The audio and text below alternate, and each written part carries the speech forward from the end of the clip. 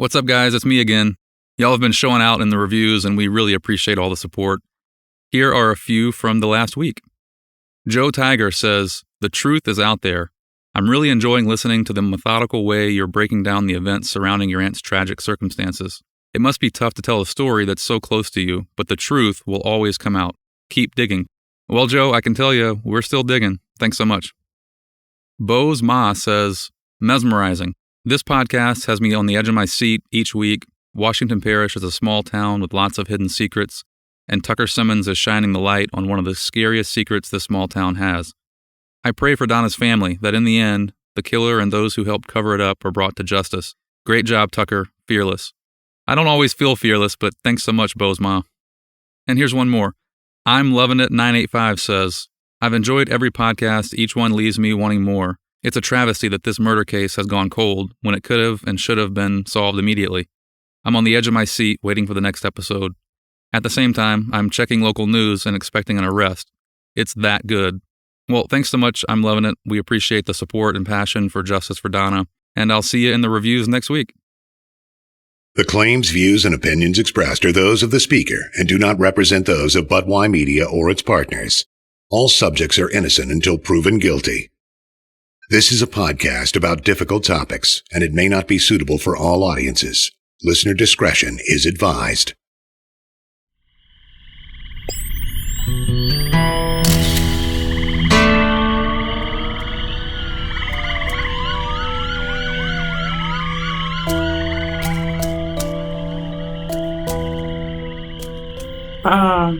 These are all the photos that you were seeing? There's a couple more. That's what I'm gonna tell you. There's hundreds more. From the crime scene? There's hundreds more. I know where they come from. Why does he care? Because Randy had him in there. That's the reason he cares. To make it look like Randy was trying to do everything he can to solve it because he's losing this election. So you think about all the people across the parish that don't have closure. Donna Arsenault's family is just the highest profile. It's the one we know about. It's just the tip of the iceberg.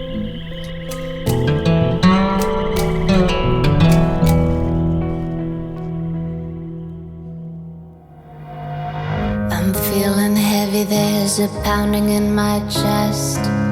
The shadows hiding, but I see the silhouettes. Fear lives in the quiet, whispers in the silence. I'm Tucker Simmons, and this is Freeze Frame, an investigation into the unsolved murder of Donna Arsenault. Something strange in the air tonight.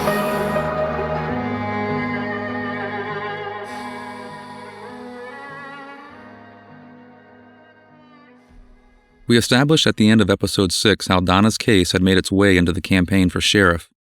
After years of digging for answers, her case was finally getting the attention it deserved.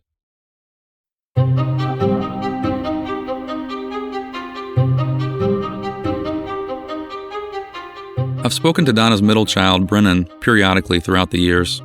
He lived back home with his mom for a while and was able to shed light on her relationships and state of mind towards the end of her life. He's in the military now and lives out of state with his wife and their new baby. He was the point of contact for the sheriff's office to return the custody of Donna's home to the family, the coroner's office, and the crematory. I was neck deep in leads, interviews, and putting pieces together, and we hadn't spoken in a while. So when the billboard went up, I checked in.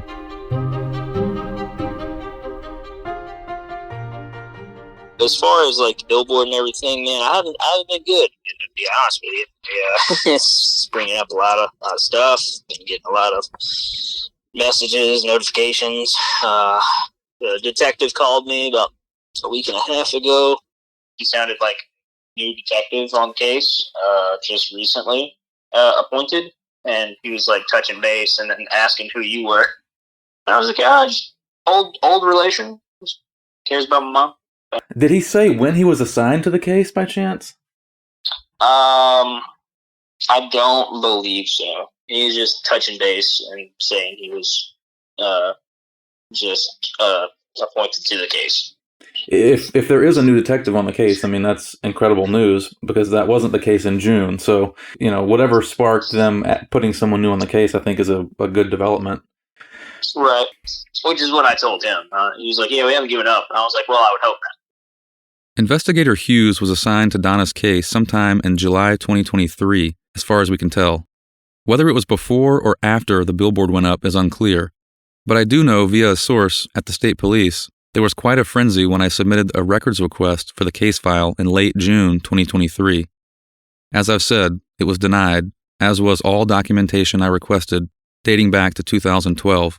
I just came into the house and it was just a wreck, honestly. It was the best way I can describe it is it wasn't my mother's house, just because of just how unkept and dirty it was. Because my mom always kept a clean house. Were there like laptops or iPads or SD cards and stuff like that you found? Yeah, I found quite a few SD cards, but it was mostly just family photos. It wasn't anything crazy. There was a recording on the iPod of them fighting, her and Clay. That was whenever they were going through their divorcey bullshit. I ended up giving it to my brother, and he ended up turning it into the police.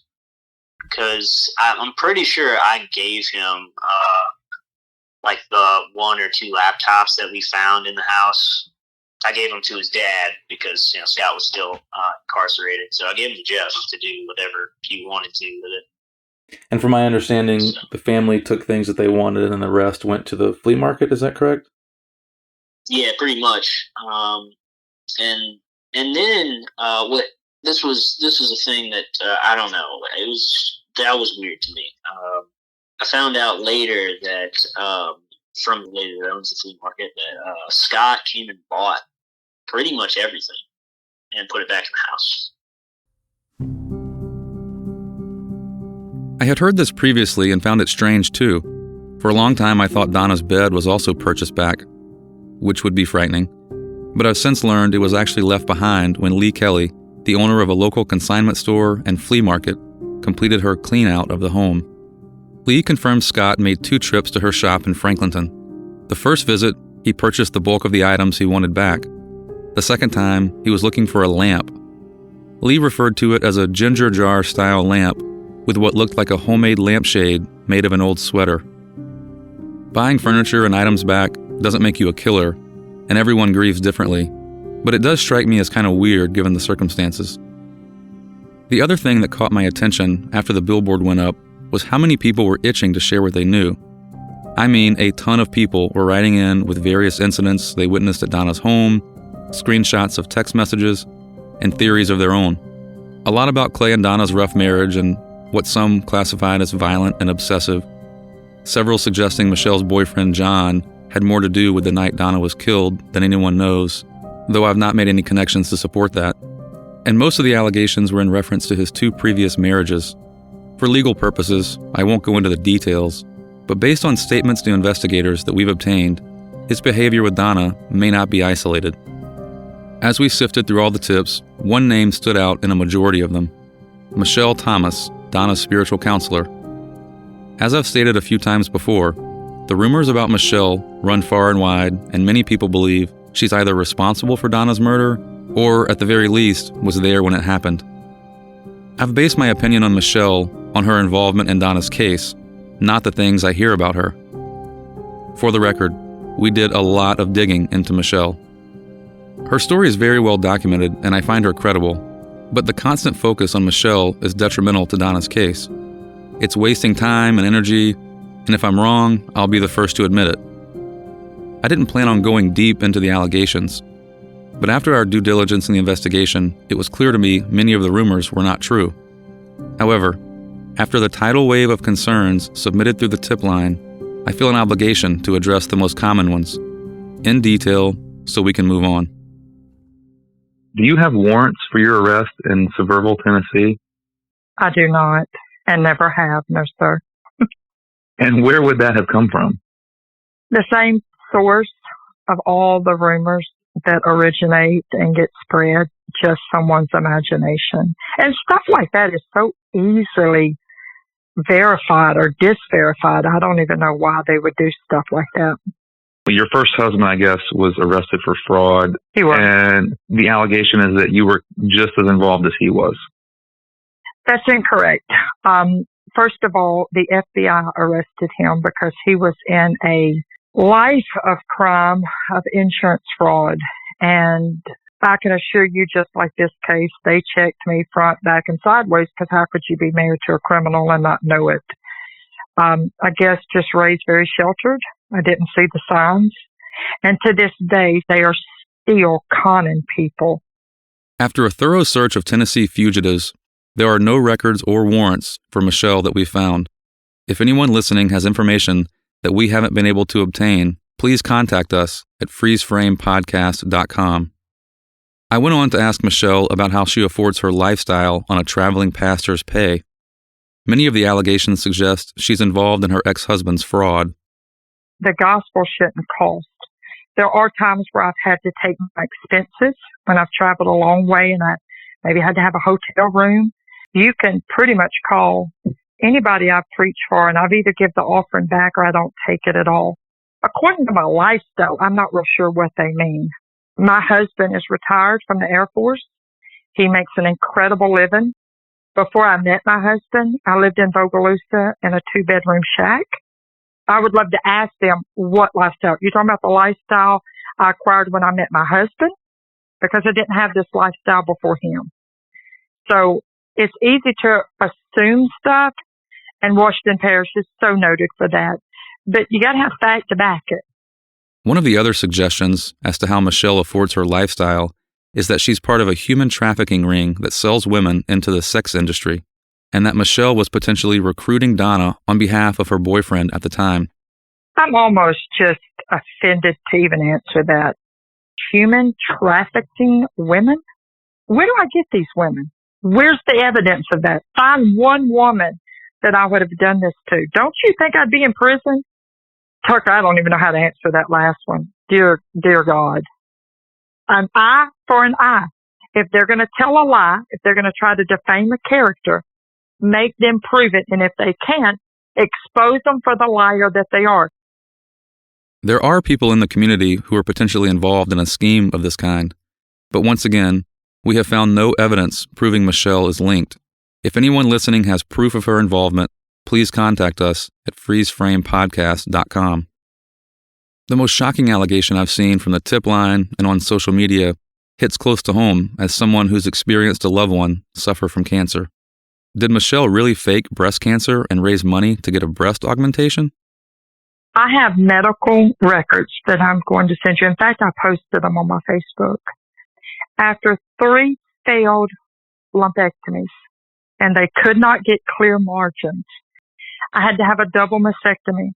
Tucker, there ain't a person that would ever tell you that somebody goes and has their breasts removed with the scars that I'm left with to get fake boobs. If I showed you my chest, you would immediately get furious with whoever said that. Nobody gets a double mastectomy and lives like this. Michelle provided her medical records and Louisiana Medicaid statements, which do confirm she was treated for breast cancer. I also asked the hospital to send me the records directly. They did, and the documents match what Michelle provided.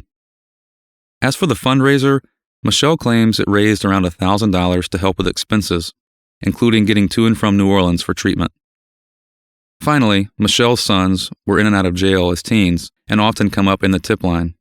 The most common suggestion is that their addictions began because she was involved in the drug business herself, and she can't be trusted in Donna's case.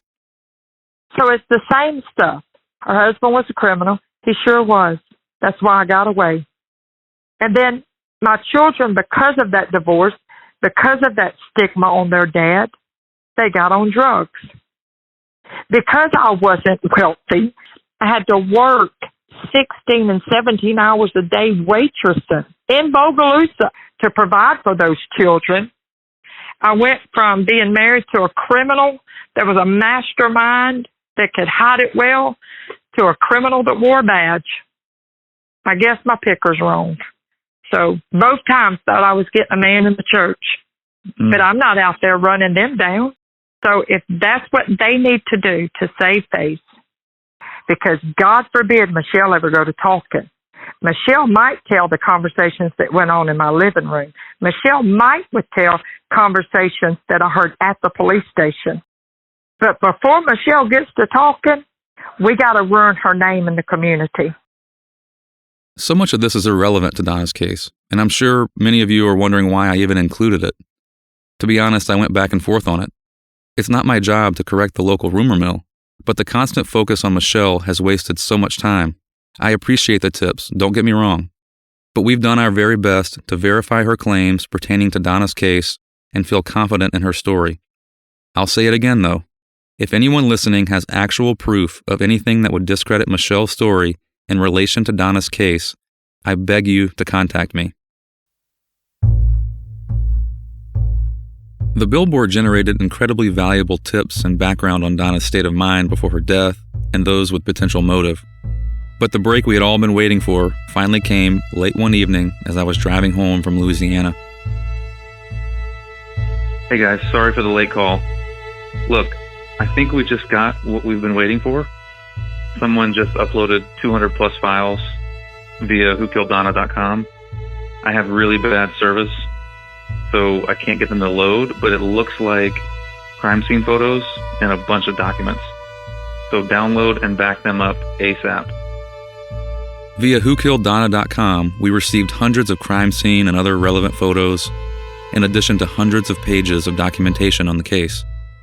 One of those documents was Donna's autopsy, which we've already addressed, but here are a few more details. Toxicology revealed clonazepam, known as Klonopin, was found in Donna's system. It's prescribed to treat anxiety, panic disorders, epilepsy, insomnia, and other conditions. Among its side effects, when taken in excess, are suicidal thoughts and ideations. The levels found in Donna's toxicology are well below the recommended daily dosage. The autopsy reveals both entry and exit wounds are 2.5 inches left of the midline and 9 inches from the top of the shoulder. Dr. DeFatta notes, there's an area of soot and searing surrounding the entrance wound, with an area measuring 5 millimeters from the 4 o'clock to 11 o'clock position and 1 centimeter from the 11 o'clock to 4 o'clock position. Sexual assault nurses performed a rape kit. Evidence of blood transfer and droplets on Donna's body were collected by the DNA analyst attending the autopsy, and multiple swabs for DNA and fingernail clippings were collected. As Dr. DeFatta has repeatedly stated, and as his thorough autopsy proves, he always suspected homicide. One thing was missing, though. The official time of death states 99:99, meaning it's undetermined. I have an idea, though. If you remember, Clay claimed Donna called him on Sunday between 11 p.m. and midnight. Investigators tell me his alibi was solid, and his then-girlfriend verified he did speak to Donna late that night. The last communication from Donna's phone was around 2 a.m. Monday morning, when she sent the I love you texts Sherry described in episode 1. Whether or not we believe Donna actually sent those messages, there's no way of knowing right now. So let's just say she did. That's the last time anyone heard from her.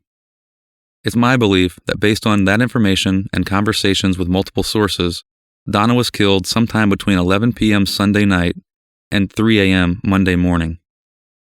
The most revealing details yet were found in the 314 photos included in the upload.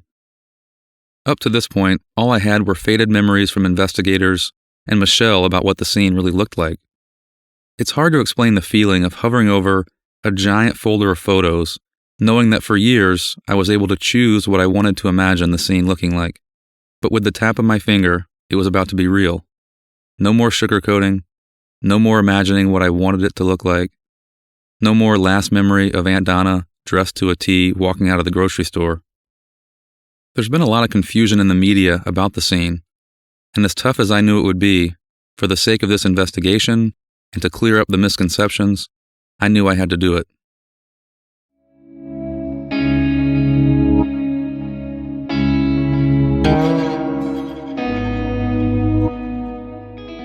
The photos began at the back door. The floor is scattered with leaves and debris from foot traffic.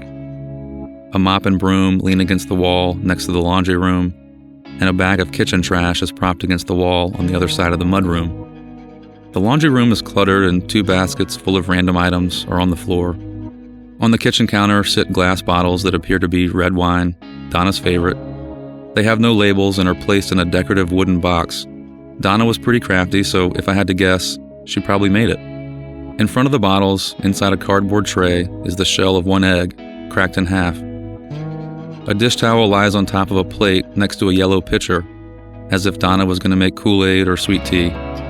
The other side of the kitchen counter where the oven is are several unidentifiable prescription bottles, among all the other random things most of us also have on our counters. The kitchen island has 2 vases with flowers, a fruit bowl, and a baking sheet with what appears to be 3 uncooked dinner rolls. We've heard a lot about the pork chops in Donna's sink, and the next picture confirmed it. 4 thick, boneless pork chops, each individually sealed in a freezer bag, are thawed out on the left side of the sink. On the lower level of the bar-style kitchen table lies a dark gray laptop.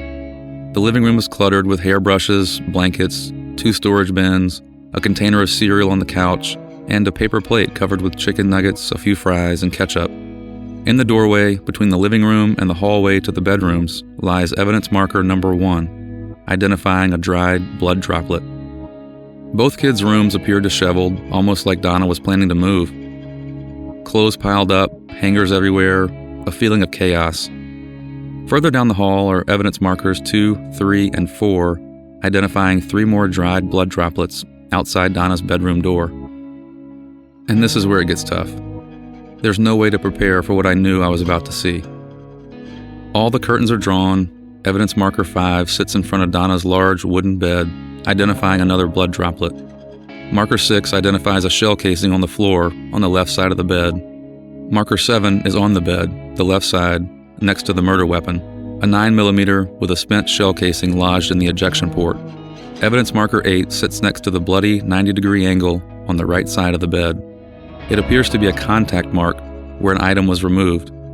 Next to it is number 9. This is where the projectile that traveled through Donna was found in the mattress.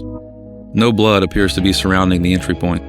At the foot of the bed, on the mattress, is a green and camouflage backpack and 2 sets of keys. One with a Mercedes key fob attached, presumably Michelle's. As you might remember, she said she left her keys either on the bed or the dresser, and the detective had to go back to get them. On the floor between the bed and the right side nightstand is evidence marker 10, next to an iPhone with a black, orange, and camouflage case. In front of the nightstand, on the right side of the bed, on her back, lies Donna wearing only a camouflage t-shirt.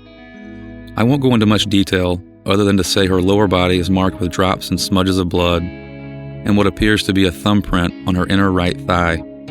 The entry wound to her lower left breast is partially visible through a tattered hole in her shirt.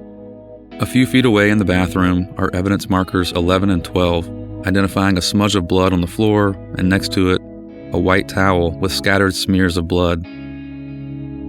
After viewing these photos, I felt sick to my stomach. I still do when I think about it. But like on many occasions throughout this process, I was also enraged.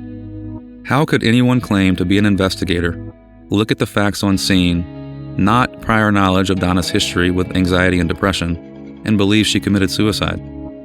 I thought maybe I was just too emotional, too close to the case. So I asked for some advice from a couple third-party investigators, one of which recently worked a high-profile case in St. Tammany Parish. Here's what he said. When that round hit her through the heart, she wouldn't have gone to the fucking bathroom. Lividity is consistent with the position she was found in. However, this is what I'll tell you. There's some wacky shit going on here. Drops and transfer onto her legs, her arms bent at the elbows with hands in the air next to her chest. Those patterns are tough to explain in a suicide case, and there's no way she fell off the bed and landed in that position. I won't tell you it's 100% homicide. I need to see more. But dude, this is a fucking murder.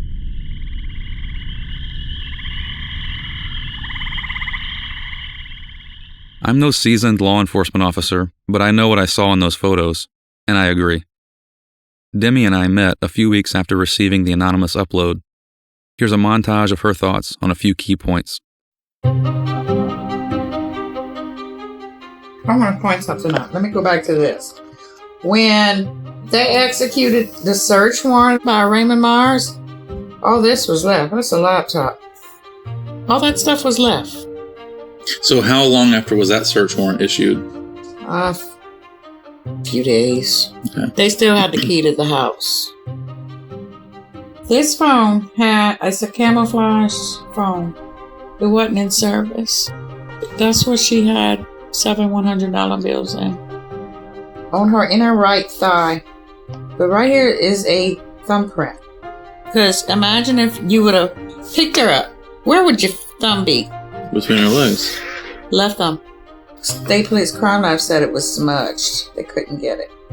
And this is like somebody or something had to drip this blood back down on her. These are all the photos that you were sent? There's a couple more. That's what I'm going to tell you. There's hundreds more. From the crime scene? Uh-huh. There's hundreds more. I know where they come from. Who would have sent that to you? So. Want to turn this off? Because I'm dying for a cigarette. Okay, perfect. We went out on the porch, the famous porch. She had a cigarette, I had a beer, and a while later she put steaks on the grill. Over dinner, we had an emotional conversation about how taxing this process can be. I have a newfound respect for law enforcement who do this for decades and somehow find a way to turn it all off when they get home to their loved ones. I was having a hard time doing that. My obsession with solving this case was keeping me up at night. Demi's advice was to take a break, clear my head, and come back to it with fresh eyes. That's what I did for a while. The sheriff's election started heating up. I kept a close eye and attended a few events when I could, but otherwise laid low, reviewing tips as they came in and planning my next move. Until one morning, while on my way to get a haircut, I got a disturbing call from Donna's brother, TJ.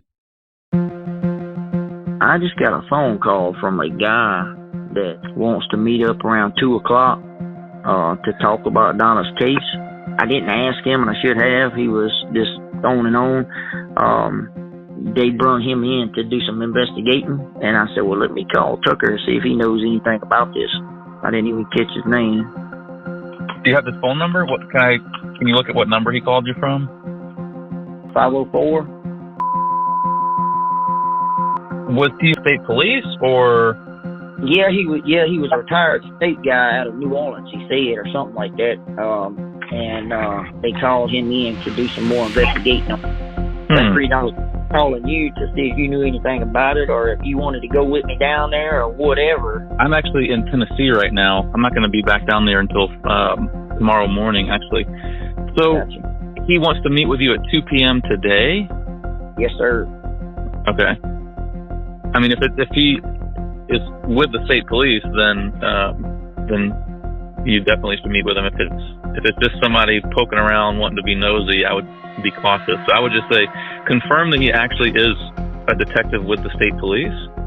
Well, he's in the sheriff's office right now down in Bogalusa. He wanted me to be the first one that he spoke with. Why, I have no idea. I don't know, man. I mean, look, typically, in my experience, a detective doesn't just call a family member and want to meet day of, last minute like this. So it's a little bit strange. And it's also strange that the day that that the story is coming out on WWL. That's right. That's the reason me and wife just called. She said, you might want to call Tucker. I said, I'm already on it. I said, I just don't. I said, it's kind of weird to me. I said, he ain't spoke with nobody else. He won't speak with me. And I know he's got the files because he was reading some of the stuff off, like what Scott put down and stuff like that, going through the files and asking me questions about them. So I know he's got them. I mean, my hope is that he's legit and he's really trying to figure out what's going on, but the timing is a little concerning, in my opinion. So as soon as I get out there, I'm going to let you know what's happening. The day TJ got this call was the same day WWL TV New Orleans was running their much-anticipated story about Donna's case and this podcast. Prior to receiving the call, weeks before, I consulted a retired New Orleans Police Department detective to review Donna's case. At first I thought it might be him, but why would he be in Washington Parish reviewing case files without letting me know? So then I thought, Maybe it's the new state police detective on Donna's case. I think he was also retired from New Orleans PD. But given the family's well-known lack of trust in WPSO, why would he call the victim's brother to that office? Also odd that he would contact TJ first.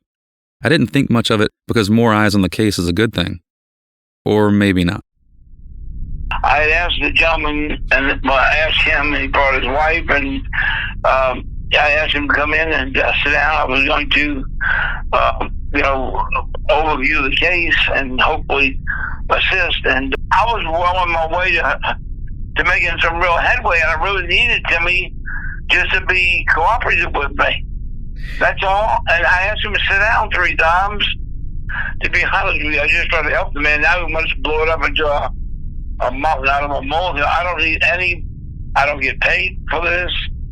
I understand the family, including Timothy, was quite upset, and they've been blaming everybody under the sun. So just to confirm, the sheriff's department is like giving you the green light to go ahead and look more into the case. No, not after. I just know. I just got cut off completely. No, he's complaining to everybody that'll listen right now, and so I got a phone call saying, just thank you, but no thank you. I said, okay. What he could do, you could do, is call the sheriff and let him know that you talked to Irv Magri and that everything's A-okay. That would be very nice. Did Randy Seal reach out to you guys and ask you to take a look at it, or how did it come about? Okay, hold on for a second. Hold on. Okay. Incoming call. Just hold on. Yellow Jackal, I'm sorry, I've got a little problem. I'm state president of crime fighters. I got 16,000 victims. And I got a victim I got to speak to right now. Okay? I'm going to try to get back up to Washington Parish next week. And maybe we can get Timothy to settle down. But just out of curiosity, did Randy Seal reach out to you and ask you to look into the case? Hello? Irv? And he hung up. Irv Magri is president of Crime Fighters of Louisiana. They call themselves a victim rights organization, and as far as I can tell, they've played a productive role in supporting victim families and seeking justice for violent crimes in Louisiana. I'm not sure why TJ choosing to stand was such an issue. Irv made the point that TJ hadn't been searched before coming in the meeting, which is why he insisted he sit down. But having known TJ for a while now, I can tell you, he always stands. I repeatedly asked how Irv ended up on the case, because admittedly, I was skeptical of the motivation given the timing. WWL's story would be airing within hours. TJ and I spoke immediately after the meeting. Unfortunately, my recording equipment didn't capture the call. He was heated, he felt used. He said Irv was wearing a badge and didn't treat him like a grieving brother. 2 things stood out during our conversation. 1, the meeting took place in Sheriff Randy Seal's personal office. And 2, not long before this fiasco, TJ attended a campaign event where Sheriff Seal was present. TJ publicly shamed him for not doing more to solve his sister's case when he had the opportunity. It makes me think maybe that's the reason TJ was the first person contacted by Irv. Hey, Sherry, I've got TJ on the other line. I want to just update you guys on my phone call that I just had. All right, so Irv has his phone turned off, so he was just going straight to voicemail. But Sherry, thank you for that business card, because Alton answered, sounded a little bit disheveled, and gave the phone to Irv. And it sounds like there's a massive shitstorm going down because that meeting did not go well. He even asked if I would call the sheriff. I don't know. He's freaking out. So the sheriff must be really unhappy that it didn't go well. Why does he care? Because Randy had him in there. That's the reason he cares. I said, can I just confirm that you've been commissioned by the sheriff's department and you're working with them? And he said, no, I'm not working with them anymore. As soon as that meeting happened, my phone's been blowing up, and the sheriff, they told me that it's off. Thanks, but no thanks, and that I can go home. But you heard what Tucker just said. He's not now, because the meeting didn't go the way they planned it. He is not connected to the state police, so I guess the sheriff's department was going to do their own story on it in some way, or let him do a story and see the case. I'm not really sure. So in other words, it's publicity. He was very concerned that it didn't go well. He wanted me to tell you that he meant no ill will and that he just wished you had sat down, which... But why? It's I was not hurting nothing standing up. I know. He was really caught up on you not sitting down. But I think it just confirms what we all believed, that it was... So they put this guy on it to accomplish something, and I'm not sure we're ever going to know what that was, but... To make it look like Randy was trying to do everything he can to solve it because he's losing this election. If they really wanted it solved, don't you think that they would try to call in some other people? That's right. Call in Scott. Talk to Scott. If this guy's supposed to be who he says he is, call Scott in. Call anybody. It doesn't stop with TJ. Exactly. And like I told TJ, like, no disrespect to him, but is that really where the investigation starts, is calling TJ? I mean, there's a lot more to do before you start calling family. I'm just in shock, honestly. But you know what, Tucker? You don't have anything to apologize for. You ain't done nothing wrong, man. No, I just feel like... to apologize for. But I'm telling you, we called it. All three of us, and Nicole, she ain't on the phone, but she called it too. None of us had a good feeling about this. He has to be able to say that he's done something. Mm-hmm. I even called in the Crime Stopper. Yep, that's all he's worried about. That's all he's worried about. That backfired, didn't it? Yes, it did. I was under the understanding that he was from the freaking state police. So was I, the way he explained it to me this morning. Mm-hmm. Well, look, what I'm going to do, I think it is important for the state police to know that there's someone else that has access to the case file. I mean... I agree with that, most definitely, Tucker. Okay. All right, guys. Well... Okay. Thank you, Tucker. Everybody take some Tylenol or something and relax. Relax. All right. We appreciate everything you done, Tucker, man. Like I said, if anything else comes up, I'll holler at you, Sherry. I love you. Go get that youngin' and holler at you. All right. All right. Appreciate it. I love you too, G. All right. Bye-bye. Bye, Tucker, and thank you. Thank you for everything, Tucker. Of course. Thank you all. Bye-bye. A few hours after my call with TJ and Sherry, a source at the Washington Parish Sheriff's Office shed more light on the situation. According to this source, WPSO's chief investigator, Raymond Myers, didn't feel comfortable giving Irv Magri access to the Arsenault case file. Sheriff Randy Seal, via his chief deputy, made clear to Raymond he was being told, not asked, to provide Irv Magri the case file. Another source at the sheriff's office reached out in horror, stating, quote, "This was a PR stunt gone terribly wrong at the expense of the family and the state police's case." The badge around Irv's neck was legitimate. In April 2023, about 17 months prior to this incident with TJ, Sheriff Randy Seal fully commissioned Irv Magri as a deputy sheriff in Washington Parish. Another interesting note, a few weeks prior to the attempted meeting with TJ, Irv Magri's Crime Fighters of Louisiana formally endorsed Sheriff Randy Seal's re-election campaign. Louisiana State Police confirmed they had no role in the matter and they were not made aware of Irv Magri's involvement. I have a feeling I don't need to make a conclusion for you.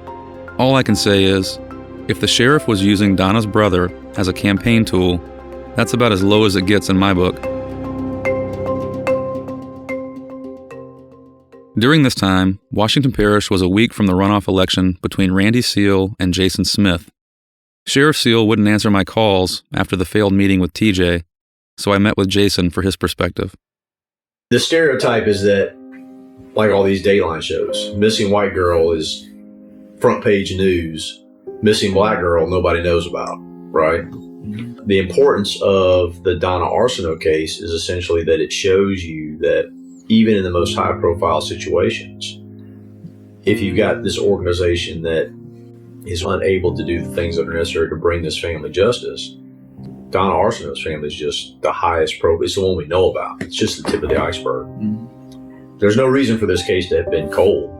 And like we were talking about earlier, if the sheriff's job is anything, it's to put himself in those points of friction, where things are rubbing together and they're not moving forward. So if your case is cold, Why is it going cold? Whose fault is it? Is it because you've got investigators that are untrained? Is it a problem with the DA's office not following through? Is it a problem with the medical examiner filing a wrong report? Is it the way you collect evidence? Is it the way that you interrogate people? Do we need to form a better relationship with the state police? Do we need to figure out what, that's where the sheriff should be inserting himself. He can't have an in-depth conversation to you about legalities. He can't have an in-depth discussion about prosecutorial mismanagement or none of that. It's just not going to happen. And he's completely detached, so he does what he knows. He walks around and shakes hands. So when his people run into problems and they need that assistance, whether it's top cover or a kick in the butt, he's not there to provide it because it's inconvenient for him. He's not comfortable with it. I mean, there's nothing preventing him from having a public press conference, entertaining questions from the public, having a town hall. I mean, be bold enough to answer questions from the audience. Be confident enough in your knowledge of the case to be able to explain why things are where they are. And if you're not, then you need to fix that. I don't think that everyone expects every case to be solved, but they do expect some sort of response from the people that are supposed to be solving it. Mm-hmm. Even the state police says there's a different standard in Washington Parish, and that's not a good thing. Mm-hmm. There's nowhere to go but up. So what do you say to people who say, oh, Jason's just running because Randy sued him? What is your response to that allegation? Well, I mean, the short answer is there is some truth to it, only because that's what's opened my eyes to all of the other things that are going on. I mean, you can't hear other people's stories and think that everything's fine. I mean, I didn't choose to get sued. He sued us because we were following the law. And so that put me in a position to be the person that heard all of these stories. But if that's all that it was, the smart move would have been for me to put my money behind somebody else that I thought could beat him. Listen, I got out of the Marine Corps to avoid politics. I didn't want to get into politics. I have a very low opinion of politics and a very low opinion of politicians. I'm not trying to be a politician. I'm trying to be a sheriff. I'm not running for governor. I'm not running for representative. This is not a stepping stone to anything. This is because I chose to move back here. I chose to raise my family here. And I want it to be a place where we've got an organization that's actually devoted to public safety, not being run as an extension of a re-election campaign. I was in Washington Parish the week of the election, and all the talk was about who's going to be sheriff, at least amongst the people I saw. Some felt Sheriff Seal had taken too much heat as a result of a tough campaign, Donna's case, and they supported him wholeheartedly. Others would frantically approach, asking who I thought would win and who I thought would help advance our mission of seeking justice for Donna. Going into this 4 years ago, a campaign was so far removed from what I was trying to accomplish, I didn't even think about it. But now that it was right here upon us, and with what I had uncovered about Donna's case, of course I had an opinion, but we are in Washington Parish, and change isn't always welcomed. With a 60 to 40% final vote, Randy Seal was hoping to keep the title he's held since 2012. But his challenger, Jason Smith, believed his military background gave him the upper edge for sheriff. A higher turnout in Washington Parish, however, 41% of voters hit the polls today.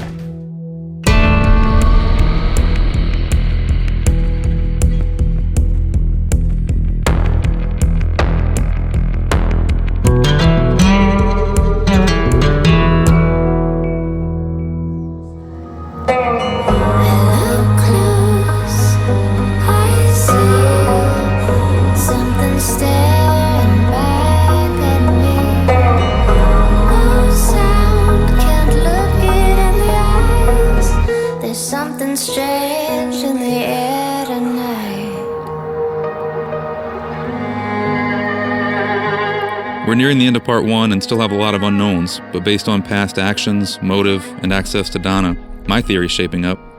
In episode 8, we'll dive into new revelations about a suspect's changing story. My attempt to talk to Scott again goes south before we even get started. And someone I've wanted to talk to for years finally makes contact.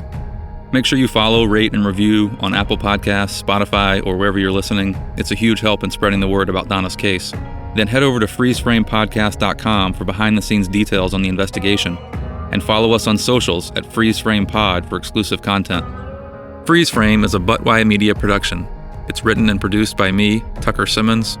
editing and post-production by Evan Dizonier, narration by Greg Geringer and Carrie Lauren, and our original music is Something Strange by Tabitha Meeks.